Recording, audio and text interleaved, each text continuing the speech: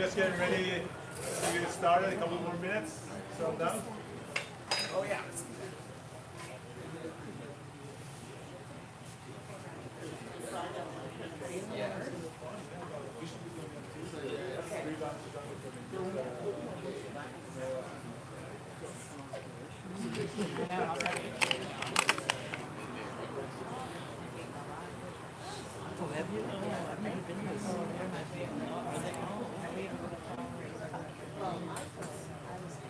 All right, good morning. I think we can get kind of started here. We're going to go leave the door open for short while for the sunshine, but the primary reason to get some of this aroma out and get random people walking in type thing. So for people online, welcome. I think you will get a chance to enjoy a great discussion with chef here, and but you won't enjoy the aroma that we're getting here. So that's the disadvantage of being online. So before I get into today's event, first of all, welcome to our factory. This is STEELPORT Knife Factory. We make 100% of our knives here. Our kitchen knives, accessories, other products. Knifing for people here. If you haven't got a chance to get a tour and have questions, feel free to ask anybody that's wearing STEELPORT shirt, and we're more than happy to answer any questions you might have. A couple of quick reminder and announcements. Today is as part of our monthly series. In Portland, we are amazingly fortunate to have a lot of local great chefs here, and very generous chefs that are willing to compromise and give up their part of Saturday morning to come here and join us. But great chefs are always busy. I had a great opportunity of, for example, being on Oak, and I see a flash of Chef Peter flying by. He pauses like 1 minute to chat, but after that, there's 25 things on the fire. He has to run. Here, we got him in a enclosed area for 1 hour. He can't go anywhere. So we get a chance to ask him questions here. Any questions? Yeah, I'm sorry. Somebody blocked me in. Is anybody in a black or dark gray Tacoma truck? Because I can't get out. I'm on the street on Sandy. Oh. Okay, sorry. Yeah, that's fine. Nobody here? So that's kind of we have it at the end of last Saturday of every month from 11 to 12. We have chef here, and then once a quarter we invite 10 or 12 other brands to our location. We close the parking lot, and once a quarter we have some event. Last quarter it was great to have sourdough day here. We have the best bread knife in the world, so we figured we have to host bread day. So sourdough day was the first. So we had the event here. We had about 400 people coming to the zoo. This quarter is our pre-Father's Day on June 13th. We have 12 other brands coming here, and we'll do that every quarter moving forward. As far as logistics goes, I think most of you guys already signed up to come in here online for today's any purchase products. We're giving a $50 gift certificate to one of the restaurants that Chef Cho is managing and starting and chef at. So kind of a fun excuse to thank the chef, and also encourage you to try one of the restaurants if you haven't tried yet. It's going to be missing something. Given that, let me go ahead and switch over for today's event. We are very fortunate to have today Chef Peter Cho here with us. I think most of you here know him. He's well known in Portland since 2013. Portland, did I get that right? I moved here in 13. 13, yeah. Hanok opened in 16 actually, so we celebrated 10 years Valentine's Day. 10 years Valentine's Day. That's pretty amazing. I remember the first time I got introduced to Chef.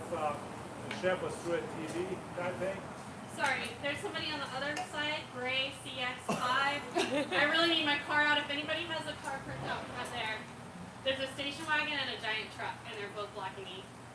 No? Okay, thank you.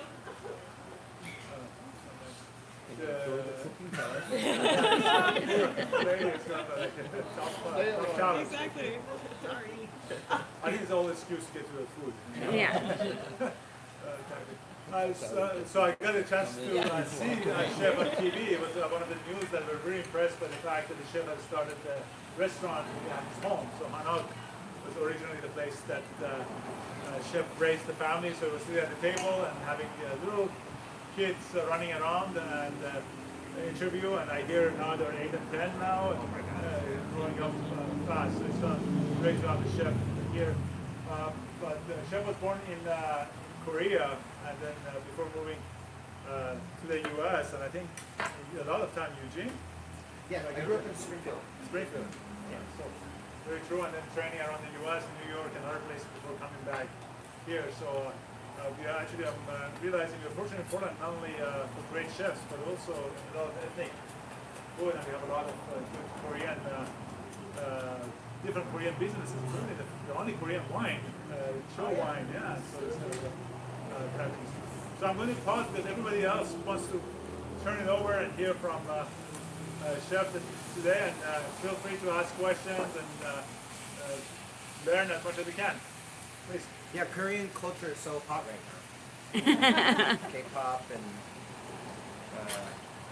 award-winning movie directors and food. Okay, great. So thanks everybody for coming. I actually started cooking. Well, we can the step in Galbi closer. first. Feel free. You're not blocking the camera, so you can come in closer. Yeah, so I'm getting a little head start here, but what I wanted to do was do a little Korean barbecue for everybody. I think this is like such a fun way to entertain. I brought a bunch of like pickles, lettuces, kimchi, samjang. So once we finish here, we'll just set up a big table here and you can come by and grab a bite. I think the show you watched was that Somebody Feed Phil or no? I don't remember what it was. It was years ago. So Okay, yeah. It was So way back. yeah, thankfully we were featured in the Portland episode of Somebody Feed Phil. You ever watch that show? Yes. Actually, how many people have been to Mono? A lot of nice. Hi. Hi, How are Chef. you? Good. Yeah. How you doing? A lot of regulars. Too. Yeah, so we celebrated 10 years this year. Man, I think it's so crazy how fast it's gone by. But we've done several different like menu concepts there. So I feel like while we've been there for 10 years, we've like kind of had 3 or 4 restaurants at this point. But anyways, so yeah, this is a Korean barbecue setup.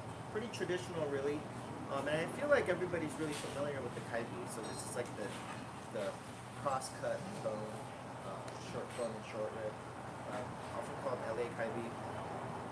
But I also brought some pork, and I think what we'll probably do is I'll follow up with recipes for the Galbi. This is our Galbi marinade that we use at the restaurants. And then we do a spicy pork version as well. So that's like bulgogi or JeJu pork Galbi. But anyway, so for the demo today, we have some cutting, a lot of cutting actually. So I'm gonna move some stuff out of the way. This is a little scallion salad we make. Back in the day, we used to cut about 12 quarts of this stuff. This is like really thinly shaped scallions, and then you pop them into some ice water and curl up really beautifully. Obviously, you need a really sharp knife, one that's kind of long, because I do it on a long bias. But basically, you just try and cut it as thin as you can. We used to call them Funyuns because it was so fun for our staff. We would have like a team of like three people that would sit there and like cut this for an hour, make 12 quarts. Chef, is that the reason you prefer the slicing knife for this function versus a Yeah, chef knife? I love a long slicer like this, especially for cuts like this. But I actually end up using this kind of as my all-around knife. I do a lot of butchering, fish butchery, stuff like that with this. It's funny. I feel like I don't know if there's like restaurant mind cooks here, but I feel like mind cooks go through this phase when they start cooking. They start learning about knives, and then they just buy all these knives, all the different shapes and whatever. And then you go through a phase where you lose those knives or they get stolen. To rebuild your bag, which I actually my knives recently got stolen at the restaurant, unfortunately, and so I'm in the middle of rebuilding my kit. And what I find is it's so funny. Obviously, this is like the classic set, right? But really, all you need is a little paring knife, a chef's knife, and a long slicer. And now added to mine is the bread knife, and I actually use this with so much other stuff than bread. Is that scallop serrated knife is like so awesome for like, you know, we make kimbap. That's like the roll of rice roll, Korean style rice roll, and you cut through that with a serrated knife. It's like perfect. But anyways, yeah, long slicer, super sharp, and you can get these really beautifully thin, paper thin little slivers. All right, so I'm gonna get to the meat of it. I got some pork belly over here. So I want to show you how to cut this. One of my favorite things when I go to a Korean barbecue place is to get samgyeopsal. Samgyeopsal is pork belly, but sam is in reference to 3 layers. So there's like a layer of meat, fat, meat like this. So what you want is a nice meaty piece of pork. Maybe I should switch roles.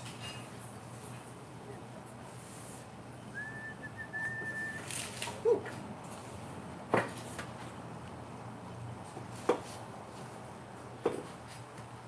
Now what we're going to do is take a nice kind of 1/2 inch thick steak off of this. Cut it a few of them. Now if you can't find like at your local Asian market or at H Mart or whatever, you can't find these like really thinly cut short ribs, you can actually get a big chunk. You can butterfly it open. But what you basically want to do is get a piece like this, and then what I do is I cut kind of perpendicular to the belly, halfway down. Actually, this is so sharp. I'm kind of going all the way down.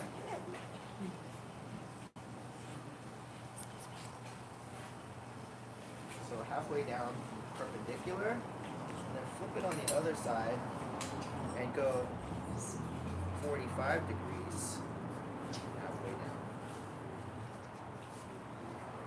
And what you end up getting is this sort of accordion effect, and it opens up the pork belly into a way where you see a little sort of waffling, basically. And what that does is it helps you get your marinated really nicely.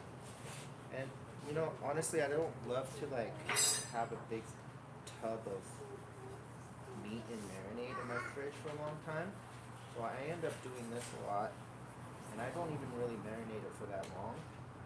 And what I end up doing is cooking the meat in the sauce, kind of like I did here, and it absorbs all the flavors really well without having to long marinate pieces. Alright, so a little waffling. I was very careful not to cut too far. Normally it would open up a little bit, but this is so sharp. I was afraid it was going to cut all the way through. So we have a spicy pork version of the same or similar marinade. This is the Galbi marinade. So like I said, I'll follow up with a recipe for the soy one and then the spicy pork one. But Chef, can I ask you a question? yeah. Is there a difference between the Galbi marinade and the sogogi? Yeah, so the soy marinade is generally used for beef. You don't really use a spicy marinade for kalbi like this. Pork is often marinated in this. So Galbi or bulgogi is often marinated in like a sort of a spicy version. So basically what we do is we take this same marinade, we blend it a little further. We add gochujang. So gochujang is the fermented chili paste. I actually like to add, I'm always looking for sweetness outside of the form of like white sugar or brown sugar. And so we actually take this like yuzu marmalade, yuja, like it's like yuzu jam basically. So we use that, gives it a little citrus sweetness, and then it adds kind of Okay, so those are the 2 recipes we'll send you guys. But what I'll do is we'll do 2 versions of this pork.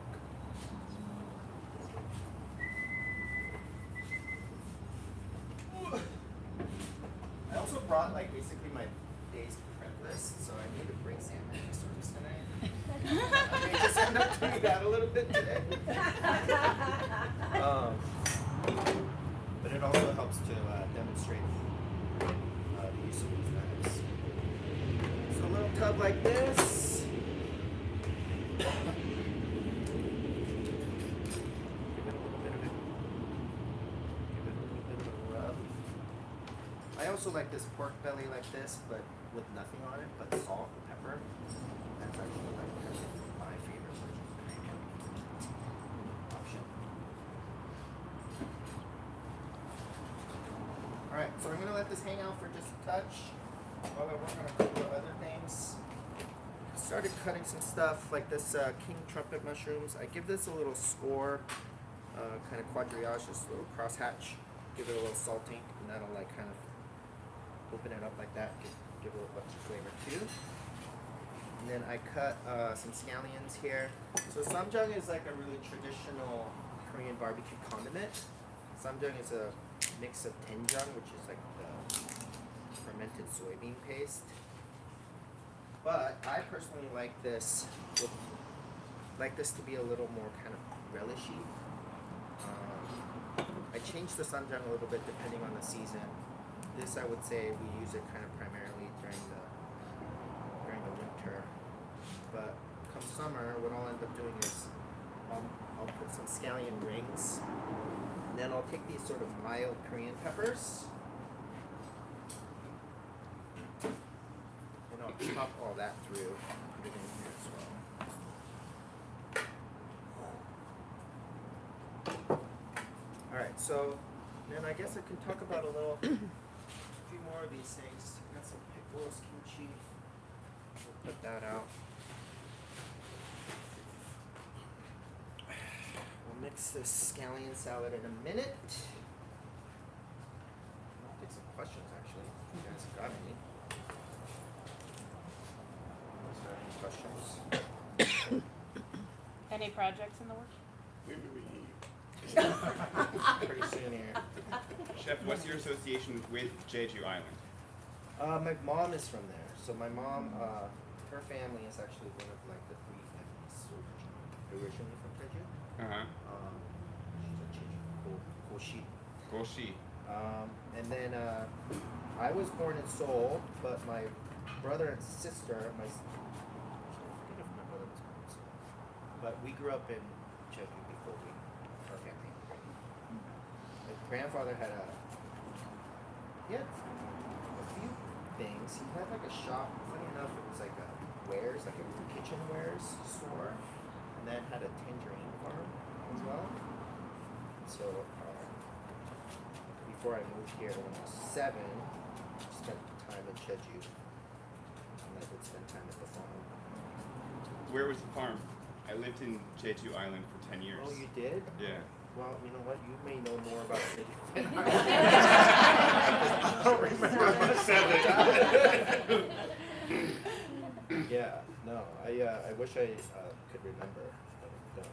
I actually went and visited a couple of years ago for the first time in a long time, so that was really nice. I really got to get back there more often for more like food research stuff. We find a lot of people will come to JeJu, the restaurant, and be like, oh, I went to JeJu, and where's the black pork, and where's the whatever, and I'm like, well, I can't really source that stuff here, so, you know. Yeah, there are pretty strict laws about importing pork into JeJu. Yeah. They protect their farmers really well. Yeah. And exports, so you can't like frequently source Yeah. either. What got you into cooking, professional cooking? Well, kind of fell backwards into it a little bit. So I grew up in Eugene, Springfield. I went to U of O. And then after college, I had studied like little computer science. I was like managing like a website and learning But I moved to New York because my brother was there. So my brother is 2 years older than I am, and he got placed in the South Bronx through the Teach for America program. And so when he moved there, he had a little apartment in Harlem. And when I graduated college, he was like, "Hey, you should come out and like live with me. Live rent free until you get your act together." So I did. I took him up on it. I moved to New York. Kind of spent the first couple of years putzing around, trying to figure out what I wanted to do in life. I didn't really know much about like cooking, and so, or like cooking in restaurants professionally even. But I started working at the first Whole Foods in Chelsea, and that got me into just food in general because they're just like all about organic product, produce. There was like a meat section, so I would learn about meat, fish, and then I was about to enroll in the French Culinary Institute, it's a culinary school in Soho, and on the way there, I kind of walked into the Spotted Pig and asked for a job, and got a job. I said, I have no experience in restaurants. I'm about to enroll in culinary school, but I will do whatever job you have. And so Chef April was like, "Oh yeah, why don't you come back tomorrow, make me a dish." It's like, kitchen stage would kind of be what that would be called, right? I didn't know anything about that. She was like, "Come back tomorrow, make a dish, and can go from there." And so I went back to Whole Foods, talked to my buddy in the fish department. I was like, "Dude, I gotta like cook something for the chef." That's what to do. He's like, "Oh, well, there's this whole branzino, just like stuff with lemon and fennel and whatever, and then like roast it, and then serve that with like a little whatever salad." I was like, "Okay." So I buy this bag of food and I take it to the restaurant. I'm like, "I'm here." And she's like, "Okay, well, here's the kitchen." She introduces me. This is such a funny story. The sous chef there at the time had, I guess they had a hard time, like, kind of staffing, and it was a busy restaurant. She was like, I don't know what she saw in me, but she was desperate to just, like, kind of get me to work there, because it seemed like I was willing to do whatever. And so she kind of held my hand through it. So she was like, "Yeah, put it here, use this salt, use this olive oil, squeeze a lemon," and then like help me kind of put it up into like this dish that this sous chef basically like walked me through. And she was like, "Oh yeah, great. Like cut this pile of onions now." I sat there, cut a pile of onions. And then yeah, she was like, "Yeah, you can start tomorrow." That's kind of how I started. I was like the kitchen coney. It's like the bottom rung of any kitchen. It's like the coney. So I ran around the restaurant getting stuff from stations out there. In New York, a lot of restaurants have basement prep areas, and so they had a signature dish at the restaurant was the shoestring fries. So what they would do is they would mandolin potatoes really thin, but then they would put it in a bucket of water. So I would have to like run through this busy restaurant, go to the walk-in, grab this bucket of water, basically, and walk it back up to the restaurant. Fry the shoestring fries. So yeah, that got me into the restaurant, and then I just kind of like didn't stop. I kept working for her for 10 years before I moved back. But that got me into cooking professionally. Spotted Pig. You guys, have you heard of the Breslin? Anybody here knows about it? Yeah, some people might. That's the Ace Hotel. That was the restaurant in the Ace Hotel that we opened in New York. So when the Ace Hotel started to expand, they had. When the Ace Hotel started to expand, they opened one on 29th and Broadway, and we had a restaurant there. And I was the opening chef at that restaurant. It's funny, I haven't talked about that stuff in a long time. So did you go to culinary school then, or you? No, I never made it. Never. Thank goodness. It was like, oh my gosh, it was at the time, I think it was like $60,000 for like a 6-month program. Wow. And it was yeah, it was great because like they also hired from the French Culinary Institute a lot too. So I would like meet all these kids that had just graduated, having spent whatever 6 grand, 7 grand, and you know they'd be making like pennies like I did back in those days. Yeah, I was like, whew, dodge that bullet. So the knife techniques that you use, you have developed yourself by watching other people and stuff like that. Are you finding different in the knife skill between what you have or what culinary or what is used with your Korean colleagues? What's the difference? How would you characterize it? Yeah, I mean, you know, I feel like I still am working on my knife skills. It just takes practice, right? And so I think that's the only thing. I think that's just the thing with anything you do is like the volume of work that you can do in the time that you're given. I think it's funny. I think about that a lot because even like cooks that I have at the restaurants, you know, we're pretty strict about like no overtime, and people don't like, you know, back when I was working, we would like work off the clock constantly. I don't really do that anymore. 40-hour a week, like there's not that much actual like cutting work that you can do. So I see that like a lot of cooks, you know, these days, unless they're going home and buying a giant bag of onions or like working on their knife skills at home, like you just don't get that practice. I think that's like, yeah, that's the difference between like knife skills from chefs and home cooks. It's like you just don't get that volume of practice. If anybody wants to volunteer at the restaurant, work on your knife skills. You want to get really good at cutting onions, as we call them. It's super fun. Yeah, we take volunteers. Okay. Was that announced in the thing? You put that in there. What's that? You gotta get a food card, $10. Oh yeah, totally. You gotta take a test. All right, so yeah, this is a samjang, and with all the addition of the peppers and scallions, it's a lot more sort of relishy and crunchy and fresh. This stuff, yeah, I just brought. I didn't want to demo that. What else? What else do I got? Do you make your own kimchi? Yeah, we do. So JeJu actually. The fortunate thing about JeJu is we have a big production kitchen in the back, so that ends up serving as like a commissary of sorts. So we have the kimchi factory there, and then we process all the meat there. We're working on bringing the whole meat program to Hanok as well, so using a lot of the stuff that we get off of the animal. It's a little tricky because like Hanok's significantly busier, and yeah, just like keeping up with the amount of food that we go through is a lot harder with the whole animal program. Whole animal is like really difficult. It's I don't know why we stick to it. It's such a pain, but I think it's really the way to go. It actually helps us like kind of keep the cost down. Really, we have a fantastic butcher and a chef there that's running the program. So you're bringing the whole animal into JeJu and then Yeah. doing all of them. Yeah. No, Cutting, well, I cutting guess we don't everything get yourself. we don't get the head, so it's not Sure. exactly nose to tail. But the whole part. Top of the neck to tail. Yeah.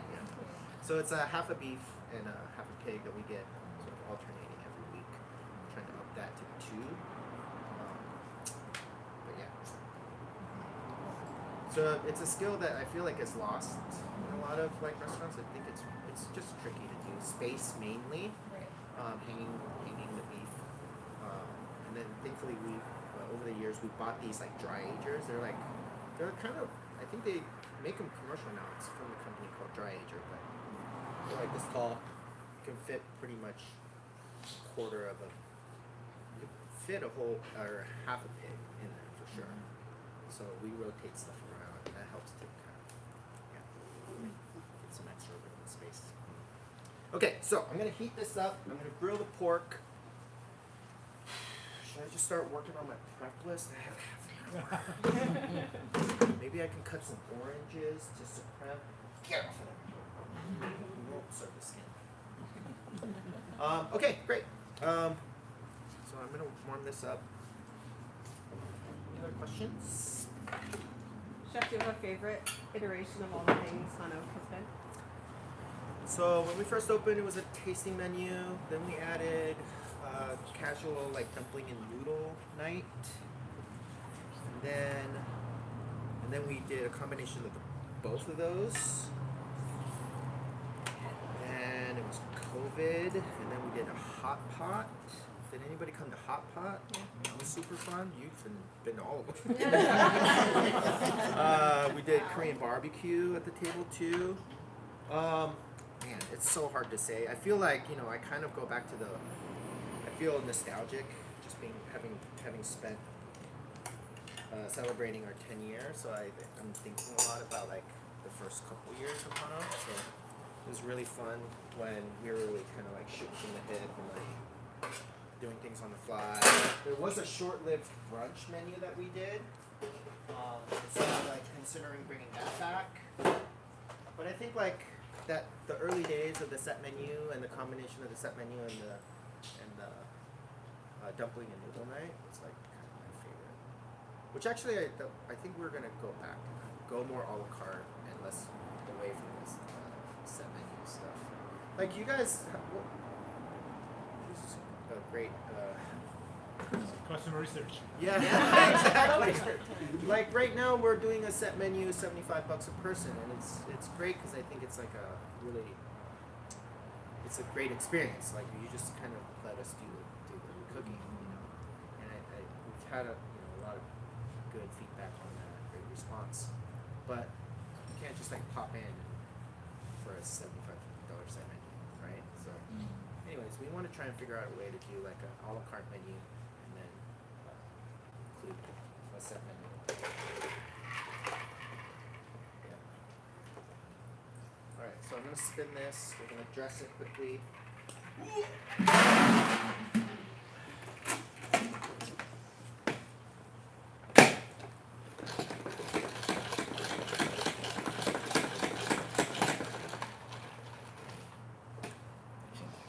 What did I bring? I brought just a couple random like sort of pantry items. This is also fun to just kind of show you. This is like a persimmon vinegar. This is JeJu, which is like a plum syrup. Seasoning soy, sesame.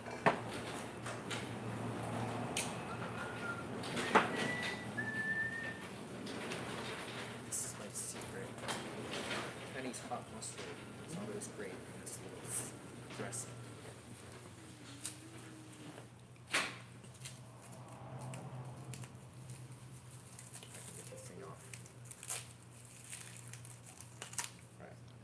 Turn this on, heat this up. So you know, Galbi, I feel like a lot of people feel like we were actually going to grill it and was getting ready to, but I gotta be honest, it ends up making a huge mess, and I hate cleaning a sugary marinade off of the grill. And so I do actually end up cooking this like marinated Galbi in a pan, and you can get plenty of char. Char, I think we were talking about this earlier. I feel like char is like the secret recipe in a lot of this like Korean cooking. It's just getting to where it's about to burn, and then pulling it back and then moving it around and then flipping it. And so char, I feel like I use that term a lot with cooks at the restaurant. Like, get a little more char, get a little more color, get a little more whatever. Just a little bit of burnt flavor, and a lot of like, even when we're prepping like vegetables, we'll do that. So we'll take like these big onions like this, and then just toss them in a little oil and salt, and then just throw it in a broiler, and get a touch of char on it. And I think it just like really sets things apart. Just like pizza. Huh? Just like pizza. Yeah, well, yeah, totally. Okay, so I'm gonna make a little dressing for the scallion salad. Touch of seasoning soy, a little sweetness from the JeJu. Make a little bit of vinegar. Do a touch of this Chinese hot mustard. Maybe we'll add this to the recipe too. Although, you know, recipes are such a funny thing. I'm really bad at following them. Mainly because I feel like I like look at a book and a recipe and just I don't have the thing in there, right? So we're just constantly having to find some substitute. But you'll see, like I'm not measuring at all. And I'm just gonna taste it and adjust. But I know just in general you're gonna do a little bit of water, a touch of vinegar, a touch of sweetness. You want some sort of, soy to give that umami. Chinese hot mustard is my secret. Tell anyone? Oh shoot. Wait. Yeah, we'll get it. Alright. That's it. Ooh. Nailed it. I'm gonna go with a little bit more of this. Are you gonna cook up the pork? Yeah, we'll cook up the pork after we get this warmed up. Do you want to help? Sure. Need some hands. Hands, please. Alright, so this I just want to get warm before. And then we'll use a grill pan for the pork. And actually what I'll do is I'll do some of this marinated stuff, but I'll cut some more pork belly. Oh, this is great. Who else wants to help? Me? So put some stuff. Yeah, jump in. Will you lay some of these? So these are some spicy pickled cucumbers. These are some pickled Korean peppers. That's the green peppers here. Soy pickled cucumbers. Let's like lay them all out here, and we'll do a little selection of panchan. And then let's see if I can get this hot. And the Galbi eat it through. Oh, this is great. Okay, I have some other prep to do. This is awesome. This is so fun. Whatever you need.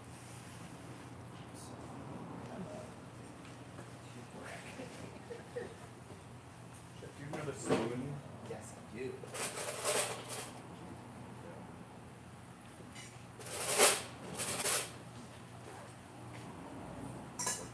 Cut them off or just pull them off? Yeah, so let's, I'll give you a little, why don't you use that hands to mark this up? There we go, just set you up the station right here. Wow, look at that. Okay. Now, these knives are sharp, okay? Yeah. Yes. Really sharp. Scary sharp. I got those cut like this and not like in my hand like I usually do.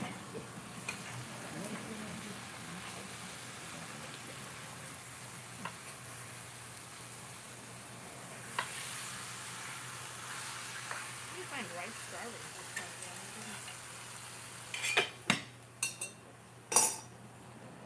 Okay, I got more strawberries. Sure. Fun! This is great! I need to practice my skills. This is nothing to do with our Look at event. my knives. This is for the dinner at the Hong Kong, so there's a truck coming, picking the stuff up. Going This is great. We'll work for food. Yeah, totally.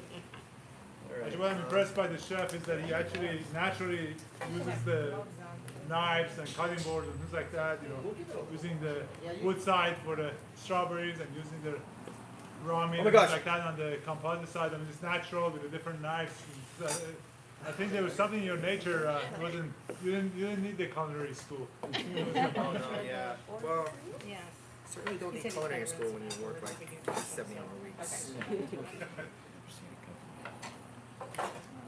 Leaves and everything else. These are sharp. Alright, so I'm gonna cut some more pork belly.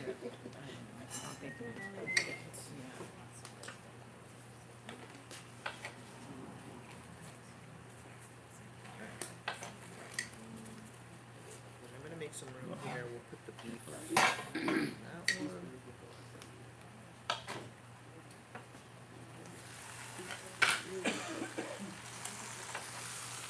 Oh wow, I smell the char on that. Oop, uh-oh. That's a little hot. That's a little extra sharp. Yeah, that's actually burnt. That's alright. We'll sacrifice the ones on the bottom for the rest.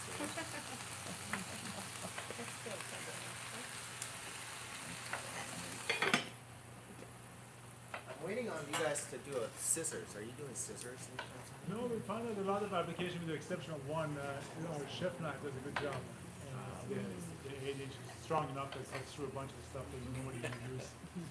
Scissors will one or two applications is not large. The whole philosophy we have is that fewer just make it better rather than having 24 different versions of a knife. Yeah. Besides, our knife rack has only space for 6. So. Okay, so pretty soon here we'll have you guys just kind of tuck in on this food. Do you have a recommended length for marinating, like the pork and meat and things like that? Because Well, yeah, like I said, I mean, this didn't even marinate all that long. It was this morning. So I think cooking it in the pan will like concentrate the marinade and really get it to like adhere to the meat better than to like marinate it for a long time and throw it on an open grill and all that stuff falls off. I mean, it does kind of do the same thing where like you could probably maybe even take it from the grill, each flip, and like give it a little rub in the marinade. That's a little trick that we would do. But yeah, this is like this morning, so not very long at all. And then I do want to cook this pot belly. Put myself in the weeds, everybody.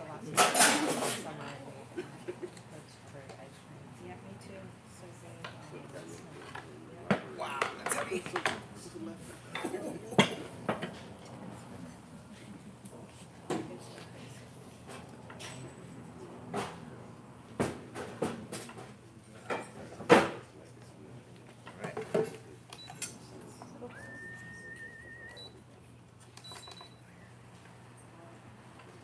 Perfect.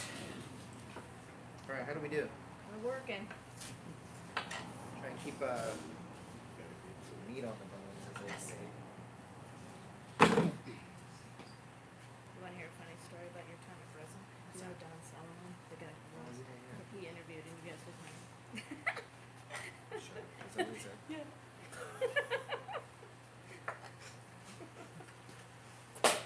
All right, share the joke. We can hear. Yeah. You want to tell it? A fellow Portland chef who shall not be named was in New York City at the same time and interviewed with Chef Cho and did not get the job. Did he like hold it against me? No. What did he say? What did he say? No, he loves you. It's like that No. jerk. And he was very fond of that restaurant, so his kind of food, you know. So it all worked out for both of you. You're both very, I was very gonna say, successful. I don't know if that would have been. I will say that was a really tough time. It was a big restaurant. It was 3 menu periods. We had like 24-hour room service for the hotel. Oh, wow. We did like 3 different event spaces that could hold like 150 people. It was a monster. Open 364 days a year. Quite a change. Did you ever work at John Dory? Did I? Yeah. Well, no, not actually, but being a sister restaurant, we shared a little bit of like production kitchen space. Andori was fantastic. That was a seafood restaurant. That was next to. Chef, where else do you like to eat in? Where do I like to eat? So, Oh, yeah, it's really hot here. So I have like sort of the house to JeJu to Hanok in like the Asian market kind of square that I go. So like on 82nd we go to Wuhan for most of the Korean stuff. So it's stuff that's like on those paths. So or H Mart in Belmont. So we'll go to Anam DL a lot. That's like our staple. Like we drop off the kids and go get noodle soup in the morning, and that's on Belmont. Or we'll go to like Frog Cam on 82nd. Where do I go? I go to Sunday. That's like they're open on Mondays. It's our Sunday, Mondays, Tuesdays are our days off, so we'll go there.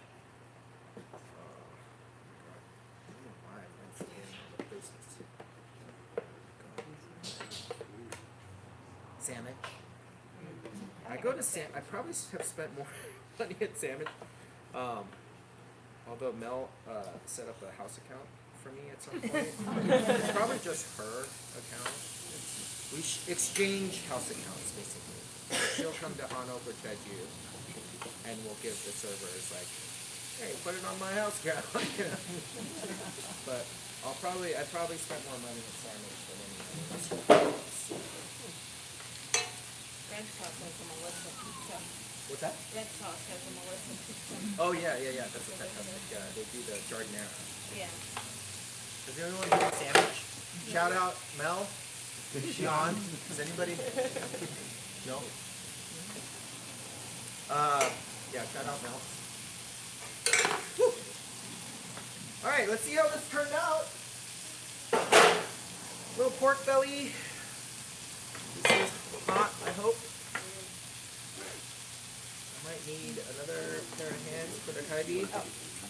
Maybe we can do some more lettuce. Alright, so does everybody has everyone eaten Korean barbecue before? Yes. Yeah, the trick is to make the biggest bite possible and not be able to fit it in your mouth. Is that trick? No, these lettuces are small. I kept it bite size. But, you know, for me, I don't even like to use rice. I like the meat with like a little samjang and some of this stuff. And so, yeah, I think you guys want to just go for it and kind of get in there? Oh my gosh, I'm gonna leak.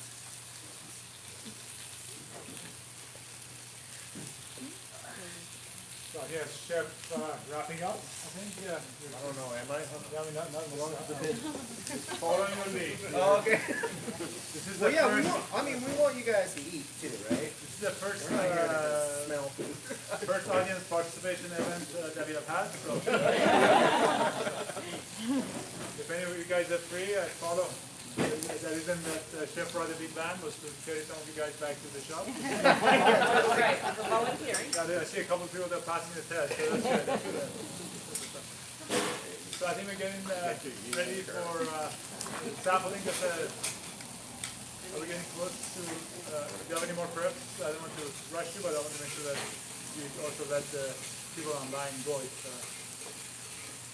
Are there any other questions? I mean, we have gotten Chef again in one place, and I'd love to hear the story of your early cooking and how you shop. So maybe you can talk about where you find obviously your Asian food and things like that, in local places. But how about like fish and meat and things like that for your own recommendations, tricks, best practices for people For here? sourcing? Yeah, for sourcing for at home. Ooh,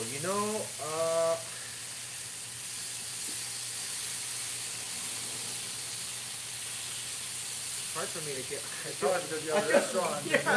I go, like going into our weekend, I'll just go in the walk-in and like, I'll like fill one of these up. So and that's, everybody's like, my welcome to grocery Hanover. Just say Chef sent you. It's unfair. It's unfair, but Do you have suggestions around meat, freshness, and things like that? Any yeah, best meat practices? specifically, like obviously Providor is great for all things because they have like great quality products. The meat counter there is awesome. The folks at Rebel do a really great job because they're also practicing whole animal too, right? What kind of cut you look for and things like that? What kind of cut you look for like you say, typical Korean barbecue and things like that? The particular cut of the steak and things like that you recommend at different price points? I mean, for me, I love pork belly. I feel like a lot of people they're like, oh, pork belly's too fatty, and like if you get good pork, you're really like eating the belly for the fat as well as the meat. And so like, I love a fatty pork belly, and something like this is a landmark pork belly that we get from our meat purveyor Toki. But yeah, I mean, steak-wise, like, it's tough to go out there and spend a fortune on a ribeye, And these days, like, I think there's a big discussion nowadays about, like, what are offcuts these days? Like, there aren't there is no such thing anymore. Back in the day, you can get like beef tongue or oxtail, and that was like considered an offcut that you can get. Even short ribs, like bone-in short ribs, were considered offcuts. And now all of those, because of the access to recipes and chefs talking about how great these cuts are, like, you know, they're sold at a premium, right? And so it's tricky. I mean, you know, that it makes it hard for us too, for the restaurant, because I feel like people just, you know, yeah. But for me, sourcing wise, you know, obviously we want to get the best quality product possible, but also in a sustainable, like sourced in a sustainable way too. Seafood, yeah, I think Providor kind of has like the lock on that stuff. The seafood is from 2x Those are folks from the Bay Area that source all that stuff. You know, I'll go to H Mart and get a marinated whatever if I'm like in a pinch. Trader Joe's makes things really easy. That's a lot. But yeah. Other question? So you'll see here, I'm like intentionally like controlling the pan as well as like how much char I like, that amount of char. I know you asked about scissors before. How are you gonna cut it if it's not with kitchen shears? I know, you know, scissors. The use of scissors is underestimated. Like Korean culture, a lot of Korean barbecue places will like drop one of these things and then a pair of scissors. And just go. Yeah, scissors.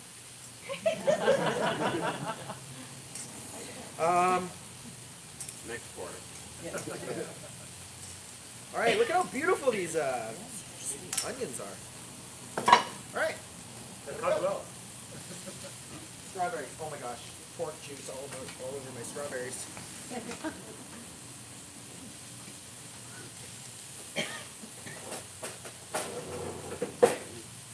right, folks, here we go.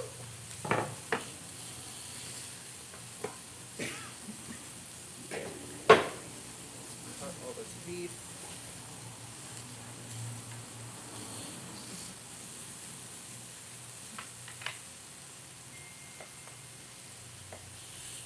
Some natural changes. So we turn off the wood side and switch over Oh, to yeah, a different knife.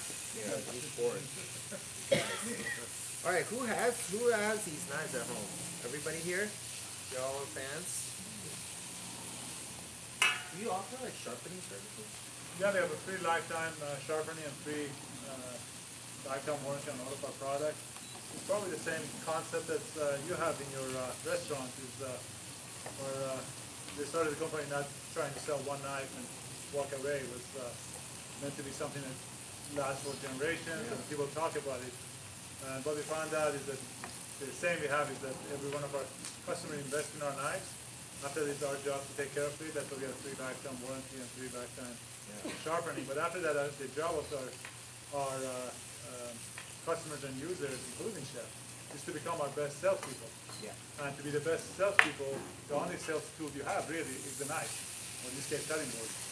So you better be in the best condition ever, because if it's sharp, the knife is not sharp, or if it's chipped, nobody's going to say, Chef Peter messed up. Everybody says, no, STEELPORT is a very dull knife, so it really behooves us to take care of it at any case, any time.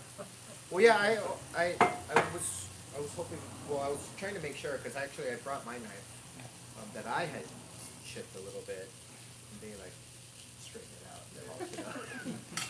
And that's one important thing about having factory here and great people like Nate back there. That actually, as soon as we are done, we're going to ask Nate to do a little bit of a demo on honing rod usage, because if you notice that the chefs, great chefs, are naturally take care of their stuff. I don't know if you noticed that or not, that Chef Peter was using it after we used it, was wiping it clean and keeping it dry before putting it away. Small packs like that make them last longer.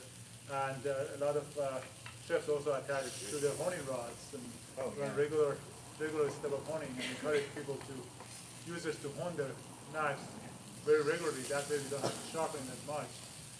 The only thing that can really kill our knives is as we sharpen, as much as we try to, we have to take millimeters of steel off the knife. So the longer, the more sharpening we do, it takes a bit more steel. So you start, if you sharpen every 6 months, you start with a 8-inch knife, and after 20, 30 years, you end up with a berry knife. Yeah, exactly. So that's why we have encouraged people to use the honing rod. We have come up with a very unique honing rod with a oval shape ceramic. That's the only one in the world. All defined to make it easier to hone at home. So it stays the best, and when you bring it in, you really need sharpening. And typically it takes 2 years before you have to bring it in for sharpening. That way it lasts for generations. The knife. Very good point. Nice. Get in there.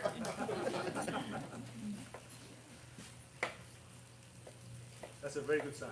I remember growing up next to mom's oven and sticking my hand inside the pot and trying to grab the hot meat out of the inside the pot. I don't know if you got yourself into that trouble too, chef, or not. All right, let's get after it. There you So go. instructions? Please come in. Yeah. Oh, so I like to just grab a little. Just do this. Maybe I'll put a little palette plates here too. All this kimchi and stuff.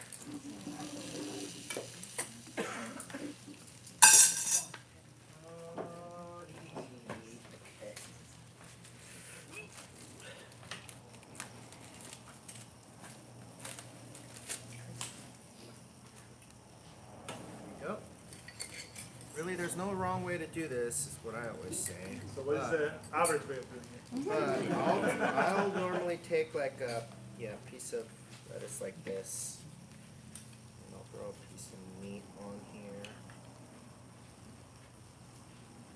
A little swipe of this samjang, and then whatever of these like sort of pickly things you like.